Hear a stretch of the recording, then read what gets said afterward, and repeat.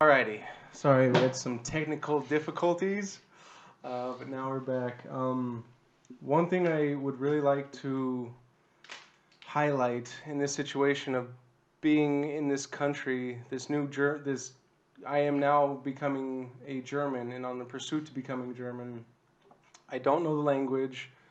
Um, I have no friends. I have my wife and a dog. I don't have a country anymore because of that shame that I feel for my family. Because I told them I was getting out as other than honorable. And with that comes no benefits. So now we are in a place where I am once again self isolation, smoking fuck tons of weed. I buy a bong. It has a skull skeleton on it with a sombrero and a guitar, and I called it John Bong Jovi. It's one of the best things I ever had, but then I broke it. So now we're moving in with the mom. John Bong Brokey. Yeah, John Bong Brokey, yeah. Um, so I move into this family, this new culture, new environment, and I noticed right away that this family's broken. And I mean broken as in emotionally, trauma. Like there's stuff in their life that they haven't dealt with because how extreme it has been. And with that, emotion is or love was shown by doing stuff for others. It wasn't shown through physical acts like hugging or kissing. That even goes along with my wife. We never had a very touchy feely relationship because of how she was raised and how her parents were and stuff, and the family was a family of 5 siblings, but they had nothing to do with each other. So I move in, and there's a brother that's still in the house. I think he's early 20s at the time, and he doesn't do anything because his mom just does everything for him. So he just has to sit behind a computer and smoke weed, drink Coca-Cola, and play video games all day while his mom kills herself for him. So I start reaching out to other vets from 6-6 that got kicked out, and I tried to start a caveman club where we grow out our hair and our facial hair as long as we can for a year. I made it 9 months. I looked like a total hobo. Especially with the receding hairline and long hair, did not look good. I wouldn't have been able to join that club. This can grow. This just stops. I mean, Well, you got the skinny yarmulke like I do. So oh, when this grows out, like if I don't like brush my hair, when this grows out, I look like a homeless Abe Lincoln. And it's the greatest. I mean, so um, I don't even know who I am anymore in this new house, new culture, new environment. I've lost my patriotism uh, for my country and stuff like that. So I'm completely lost. And in this time, I am starting to find out what America is and what our government has done generations prior. And with saying this comes the scary downhill slope of conspiracy theories because when I was in such a need to understand that I was finding information in the wrong places. And like everybody knows, YouTube can be a black hole that sucks you in. And I was had my algorithms all messed up to where it was showing me only conspiracy theory videos, and I didn't even know it. And this went on for a long time. And leading up to my birthday, 2015 August, I am trying to pull myself out. I'm trying to be the leader, Addison, to show them how to get through life, to show this fucking brother, this new brother that I have, how to be a fucking man. I uh, I am fighting with the mother because she's in a relationship that she's unhappy with, and all she has to do is tell me to get the fuck out, but she can't. And I didn't understand it, so I started doing stuff this is when my mania ramps up. Like they have a what they call a Durchgangsgarage or a walk-through garage that separates the front of the property from the back of the property. And in this garage is just stacked high with shit, just wood, fucking buckets, planters, everything, just bunch of shit. So I start taking these buckets and I start laying them out in rows of 3.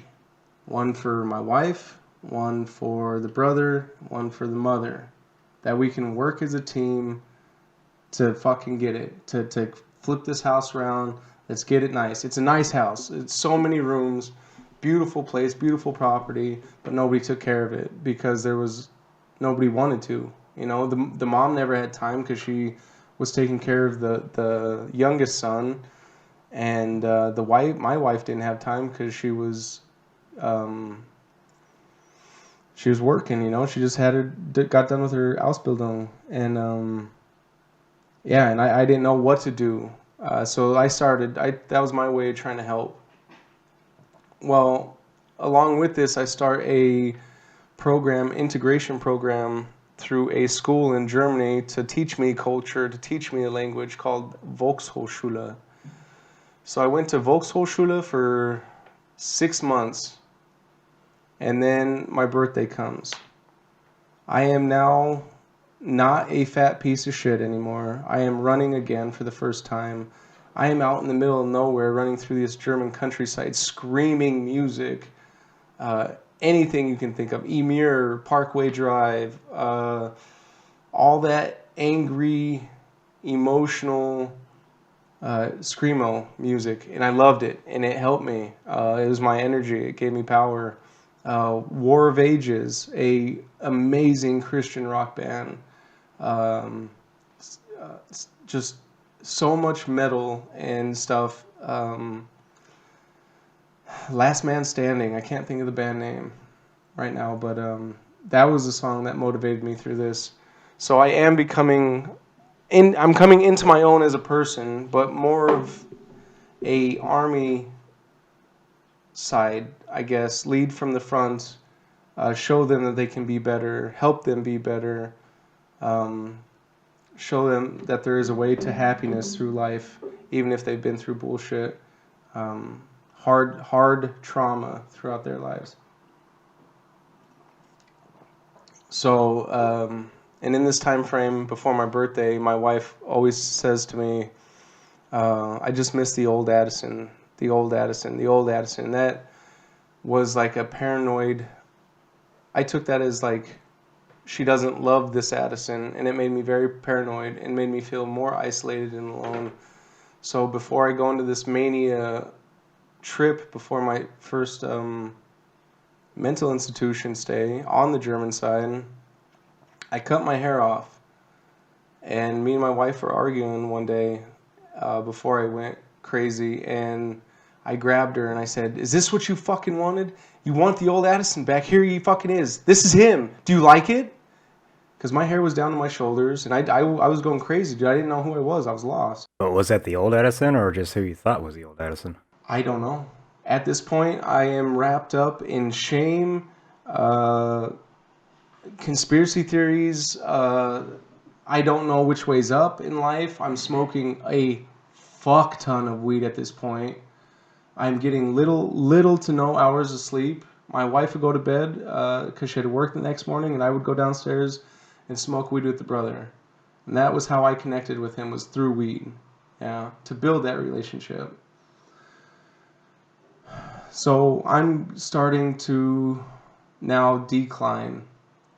My birthday comes. Amazing birthday. It was the first time I had a family that cared. They bought me gifts. They came and visited. I had friends from my wife from early years. They were there, party and stuff like that. It was such a good night that I didn't sleep. And on top of running and being awake, I was probably awake 48 hours prior to my birthday, plus my birthday, just trying to get stuff done. And I'm going crazy, but slowly, but fast at the same time. Um, 8/8, 2015. I need to get some sleep. I have to sleep before I go to class for Volkshochschule. It's like one of my last classes before the summer break. And I can't sleep because I'm so manic. And I don't know everything that happened. I don't remember everything that happened. But all I remember is that I would grab my wife and I'd scream at her and I'd put her hand on my artery and I'd tell her to feel my pulse. And I'd make it speed up through adrenaline and then I'd make it slow down. And I don't know what I was trying to prove by that, but it was scary. Um, I was becoming more and more paranoid to technology. And through these conspiracy theory videos that I was watching, one of the catalysts that pretty much set off the whole event is my wife walks in with a landline in her hand, and I freak the fuck out. And I just go crazy. And the best option at that time for me was to get naked, make enough noise so that cops come, and maybe, just maybe, that if I can show these people, this broken family, that I'm willing to die for them, maybe they'll love me then. So I get naked and I attack the mom because they all love the mom. I know this 100%. I wanted to show them that they're willing to fight for their mother. Is this Joe's family? Okay, so not yours. Not my stateside family. This is German family. So I attack her. I have the second oldest sister. She's there, married to a dude from the dude that she's married to is not there. Uh, they're in Colorado Station, but she came out to visit. Well, I go crazy and I go for the mom. And all I remember is being on the ground and being restrained. And the piece of shit boyfriend at the time, the alcoholic boyfriend, takes a chair and was going to smash it on my face. And I said, no, no, no, no, no. And then it was over. And I had a dude that was training, a German guy that was training to be a psych ward nurse at the time, held me down and kept me on the ground. So in this fantasy, I am playing out a just a weird fantasy of me being this some kind of alpha leader, God, whatever you want to call it, to where this, after I'm restrained, that I'm on the ground and I feel death. I feel the death. I feel it. I don't know how else to explain it, but I felt death. Something died that day in me. And I heard the sirens. So now it's time to prove to my family that I'll fucking die for them. So the cops come. I run down the stairs and out through the front door, and the cop reaches for his gun, and I'm ready for it. I'm just fucking waiting. I don't care. You know, I'm just done. I don't know who I am. I don't know. I don't have any allegiance to any land right now. I'm lost. I'm a lost soul. And he pulls the gun out and he starts screaming German. I don't know what the fuck he's saying. So I charge him, and he put the gun down and restrained me. Um, thankfully. Well, now I'm sitting on the concrete in the driveway, sitting Indian style, looking up to the sky and screaming Stephen Hawking, quantum mechanics, big hadron collider, and that we're in a different parallel universe. So, they put me in a van and they take me to a psych ward.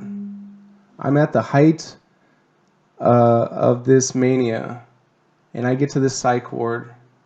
I don't know what the fuck's going on. I don't have a shirt on. I have shorts on, my Wyoming basketball shorts on. And I'm waiting in there. I'm pacing back and forth, back and forth, back and forth. And the guy comes in that spoke really, really good English. Comes in, he goes, why are you here? I was like, I'm waiting for somebody. He goes, who are you waiting for? I was like, I don't want to tell you because if I tell you, then it won't come true. So you were on that high of a. Dude, I wasn't on this planet. No sleep, copious amounts of drugs, and conspiracy theories and a loveless family set me into a rampage. I want to tell you some fancy things about the Hadron Collider, but I'm not. So you, in your head, you weren't even on planet Earth. No, no. And before they put me in this van, I am screaming at the top of my lungs. I am Alpha, screaming like warrior screaming. Oh, in your head, you were basically the god of your Earth. I'm the god of my universe right there. Right in that second, that's my fucking world. And I'd do anything and kill anybody in that fucking moment. So, sitting in this room talking to this dude, I don't say shit. I wait, the wife comes in with the mom, and they go out, and I'm left in the room by myself. They come back in, and the dude pushes a pill at me, and the conspiracy part of the brain takes over. What are they doing? Why are they giving me pills? What is this pill going to do to me? You know, just freaking the fuck out. And the guy was just simply just explaining this pill will make you calm down. It'll make you go to sleep. I wasn't having any of it. I was going fucking insane. I'm not opening my mouth for you. This is fucking ridiculous. I'm not taking any pills. And I'm speaking English in a German crazy house right now. So about an hour after that, they fucking get me to take the pill. I take the pill and I get put into a separate room. So it's like a barracks building. Each floor has different problems of mental health. Yeah, there's a emotional one, which is like suicide stuff like that, and severe problems, emotional problems, and then alcoholics and drugs, and then something else over top of the other one. So there's four quadrants or four sections to this crazy house. And then there's a beautiful garden with a stream going through it where you could go put your feet in the water and relax and amazing. There's a coffee machine, €1 a coffee. Man, I probably spent like 200 fucking euros on coffee there alone. So I go to this room. I'm isolated. I see that all these other rooms have bunk beds and stuff like that, but I'm in a room with a bed, which isn't helping my alpha conspiracy brain right there at all. Am I special? Why did I have a room by myself? God don't need no roommate. Exactly. I didn't know. You know, I didn't fucking know.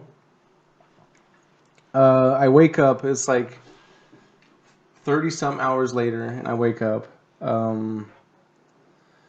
And within this barracks room, there's one small room left for smoking. So I wake up in the like 30 hours later. So it was like early morning, and I go in there and I smoke a cigarette, and then the other people start coming in, and this is where it really messed me up because there's a guy in there that is so smart, but he's so dumb socially, and he's talking at me like I imagine a person would talk to a computer if you could physically talk to a computer. You know what I'm saying? It's really weird, and he was all about Twitter. I'm friends with the Dalai Lama on Twitter, stuff like that. Really out there. Yeah. Well, I now get introduced to the regiment of wake up, breakfast, free time, therapy, a little bit of free time, and then like craft therapy, like art therapy. And with these breaks comes where everybody goes out in the garden from this mental institution, and we start to get to know each other. And if anybody has any experience with a mental institution, those people are amazing. They're amazing, the other patients there, because they know what you're going through, because they're there for the same thing. All I did is I had my iPod. I didn't have a phone on me. All I had was my iPod, and I'd put on Revolution, and I'd set it on the table, and smoke cigarettes and drink coffee, and people would just come because it was loving music. Um, Revolution helped me to find that love again. Didn't that make it worse though, having all these people in the crazy house? all together. Wouldn't that like make it worse? It made it worse, but it was good because they were going through their own pain, and we would talk about that pain. And I'd get it like, but this is before even like the thought of being a psychologist comes into the picture. Like, I just love talking to people and learning how they are and why they are the way they are. You know, it's I always had a fascination with people. Also about myself, why I am so different from the normal people. You know. Um, so introduces I don't see my wife for a day or so. She comes back and she says she wants to get a divorce. Well, that's another awesome part of my life because that's the second divorce in like 3 years. And I was like, oh, great job, Addison. Making your parents even more proud of you, you know? Which really sucked. So I'm now in a crazy house in a different country with very minimalistic language abilities. I'm getting more from arms and hand signals than I am from words. And while I'm in the crazy house, I'm still keeping up my workout regimen. They have a weighted vest there. They have a boxing bag. They have a bike. They have a beautiful little garden that I can run in. Um, and being at the peak of my physical condition in 2015 meant a lot of eyes from females came on me, you know. And I ended up meeting this one chick, Sam, and she was just as crazy as I was, and she had just as about as fucked. She had more of a fucked up life than I did, and I fell for her. And in this weird still fantasy world, because my feet are still not on the ground. In this weird fantasy world, I was meant to meet her, and me and her were meant to be together to conquer the world. This connection was so strong that it was scary.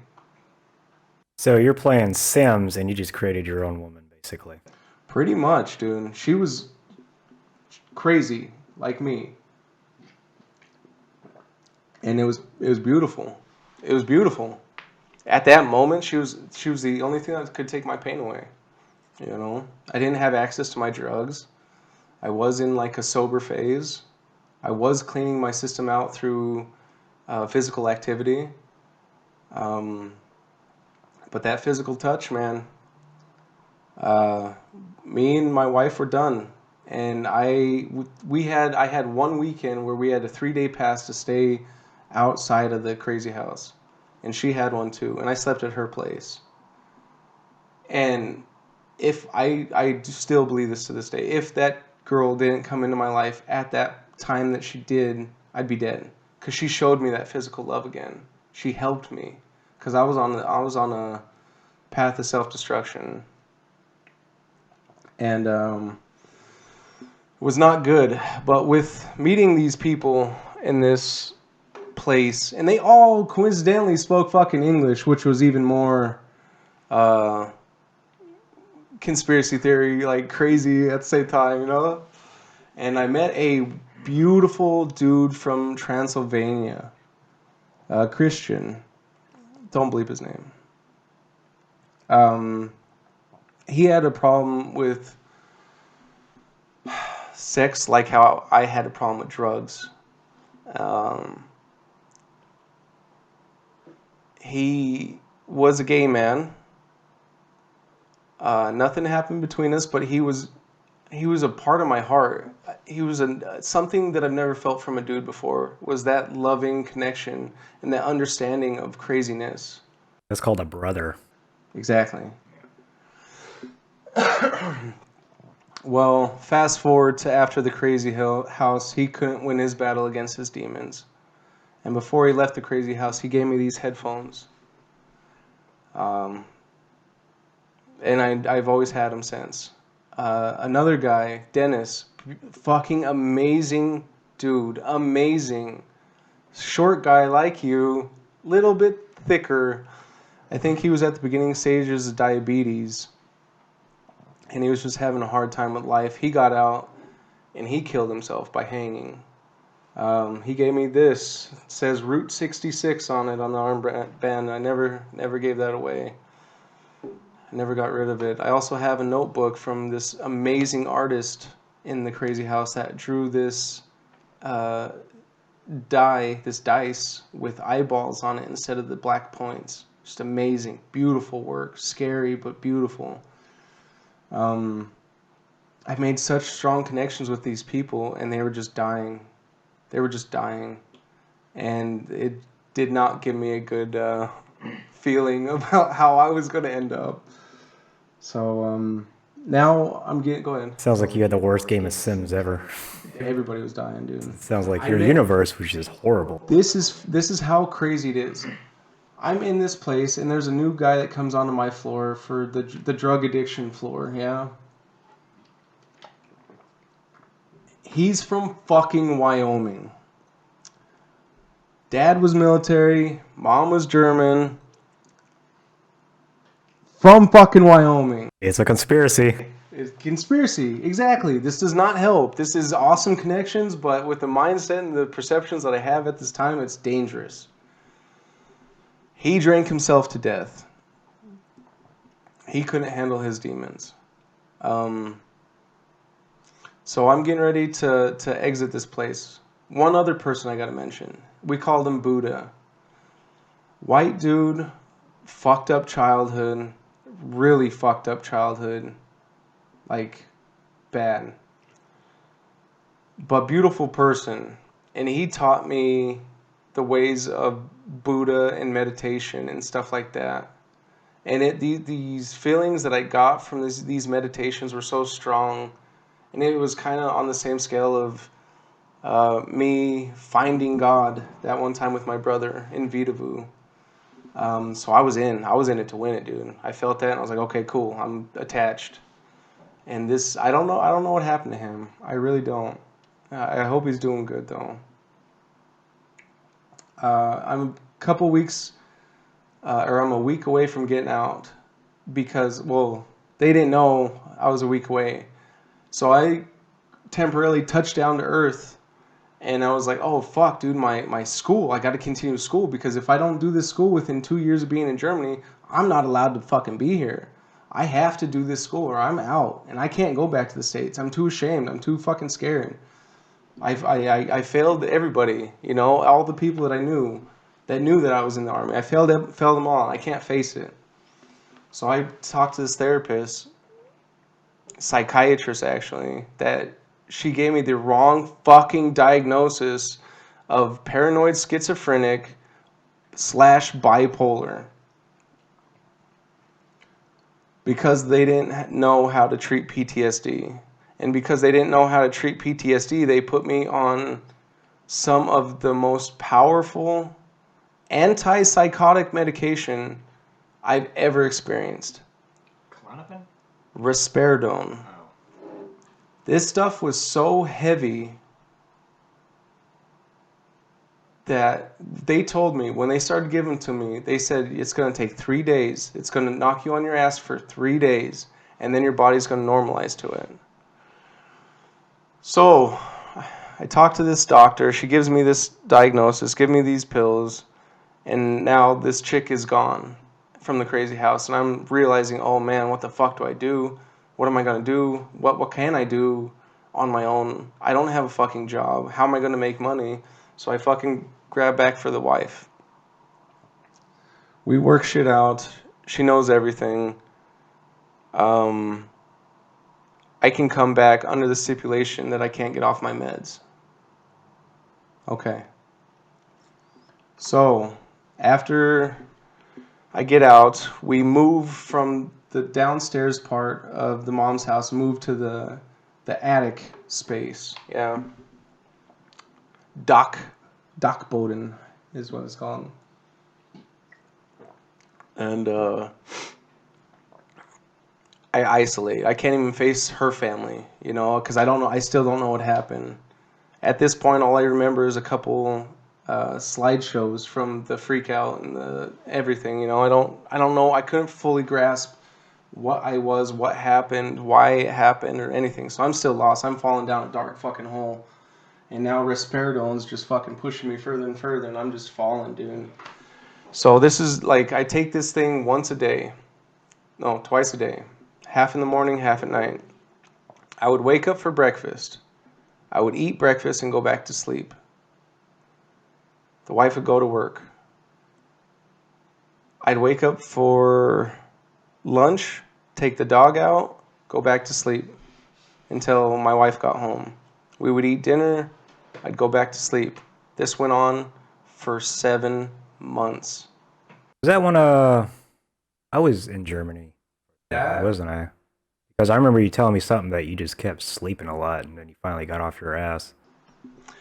that might have been a lot later, a lot later, because I think what maybe because we were in contact again when they recalled you. Yeah. I don't know. I'd have to piece that together. No, this was later. I'm still. This is the ending phases of. I think this is where we connect. Is like a couple months after I get off risperidone. So the stipulation, I get to stay in house if I stay on my meds. Well, now I'm caught in between a hard place and a rock. Of I either kill myself or I get off my meds and lose my wife and my stability, my rock, my tether to this world. That was a long fight. It was very long. It was very emotional. I would have killed myself if I was forced to stay on those drugs. So, I get off the drugs. I start feeling better. Yeah. Around the same time, my wife has always had a lifelong problem with her ovaries and getting cysts on her ovaries. She's had a couple surgeries at this point, and the doctor tells her that she's not able to have kids, that she'll never be able to have kids. And she notices that the birth control fucks with her hormones, which it's just what it does. So she gets off of her birth control. She's improving, I'm improving, we're improving together. We now have a second dog that we rescued from Spain. She was a street dog for a year and still a street dog. She's a crackhead for food. Anything food, you better watch out. And it's so bad, like, she'll still. My daughter was. We went to the forest yesterday, and my daughter was holding a salami stick, and the dog Laika comes up, and she like went like that. I was like Laika, and she was like and ran away. Crackhead. Anyways, we got her, and she was bone. It was gross. She was just bone, and she smelled bad, and you could see every vertebrae, every rib, and it gave me something to focus on. Let me heal this fucking dog. I'm gonna show you something later after we get done. You got pictures of the dog? I'm pretty sure. Okay, because yeah, I'm gonna show you something really weird. It's gonna probably fuck with your head later.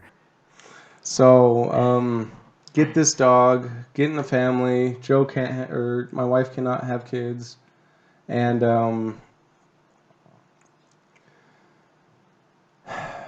so here comes a one of the weirdest things that I've ever felt in my brain. Touch feeling, not feeling feelings. I got into a fight after the hospital with my wife's twin and her boyfriend at the time. And it made me so upset that I ran upstairs to our little apartment and I fucking just toked down like 4 bowls.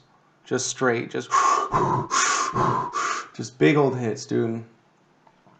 And then it felt like somebody took a pitcher of ice water and poured, like, cut off the top of my head and took a pitcher of ice water and poured it on my brain.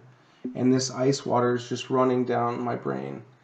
Well, I don't know what's going on. I try to put on Family Guy or something to keep my attention because seconds are becoming hours. Yeah, been there before. I don't know what's going on. It scares me. I get my wife to come upstairs and she holds me like a baby, like the small spoon. I needed it. That was my grounding technique. She had to hold me like a child. It was a panic attack, a severe panic attack, but I didn't know why. I still don't know why. I know it's a panic attack now because I study fucking psychology. But um So we're in plans to talk about buying the mother's house. Um, because she's having trouble with payments. She is about getting ready to go into retirement or renta. And we're the answer because I would invest all my money, all my time, all my work into this house because it needs it. New roof, new puts, and new everything in there, you know. It was bad shape. But the brother said no.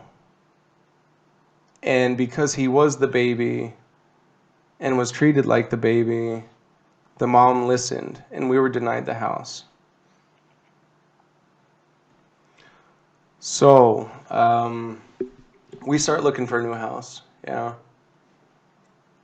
Um, oh, in this time we're still living with her, I get my first German job. Yeah, I get done with my school, I get my first German job, and I am completely Germanized. I have to speak German. Well, and they don't tell you that when you go through these German courses that people will use their dialect. Yeah, so there's High German, and then there's the dialects. And the dialect of where I live in the Rhineland-Pfalz is called Pfälzisch. Yeah, and it's as hillbilly as it sounds. And it doesn't matter how you spell it or which way you spell it, as long as you can say it. Pfälzisch. Yeah, it's hillbilly. Fucking deep woods hillbilly. That's how it was for my school. They taught Hochschule, but I never finished it. And then I get to work, and there's people with Italian slang and Oh yeah. weird slang I've never heard before. I'm just like, is that an actual word? Svo? What is svo? Spy. Oh yeah, that's a perfect example. The High German word for two is spy, but the Pfälzisch way of saying it is spay. Like it is so hillbilly. Anyways, so I get this job, and I'm with this job comes this problem of language barrier. Everybody on the shift. I'm working 12-hour shifts in a factory that produces fiberglass for car parts, and the first 2 weeks, I am learning my job through hand and arm signals because of Felsish. And all I know is High German, and I don't understand anything. But with this comes the relationships with these guys that saved my life, and they don't even know. There's so many of them. They were just there as a friend, you know. We were with each other 12 hours a day, regardless, day or night. And they start getting me integrated into German culture, and they start